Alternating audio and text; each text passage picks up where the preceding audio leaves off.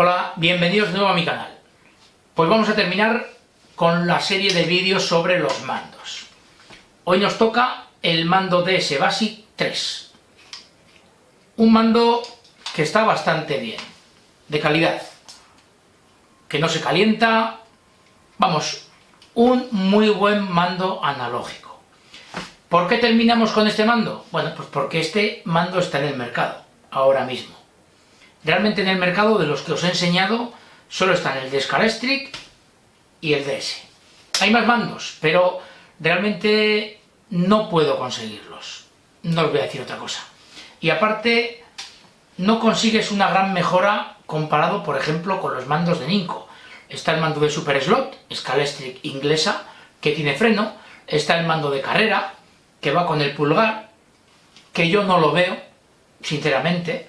Está el mando de Policar, igual que el de carrera, ambos dos mandos con freno, pero yo no me hallo a ellos, entonces no voy a conseguir unos tiempos ni malos siquiera, van a ser muy malos con ese tipo de mandos. Entonces creo que con este ya terminamos. Como os digo, está en el mercado. Mando DS Basic 3, este es el de 55 ohmios, hay de 15, de 25, de 35, de 55 y creo de 65 también. O sea, es un mando muy suave. Para mí, el aconsejable es el de 45. Venga, vamos. Bueno, pues aquí tenéis el mando DS Basic 3. Este mando viene sin conector. Un conector para Scalextric puede costar entre 60 céntimos y 2 euros. Depende si compramos el de soldar o el de tornillos. Luego está este conector compacto de la marca DS para bananas, que cuesta sobre 6-7 euros. Y luego tenemos las bananas, que viene costando entre 3 y 4 euros. Por lo tanto, el mando completo puede costar más o menos entre 41 y 47 euros. Este es el mando de 55 ohmios. Os viene marcado aquí.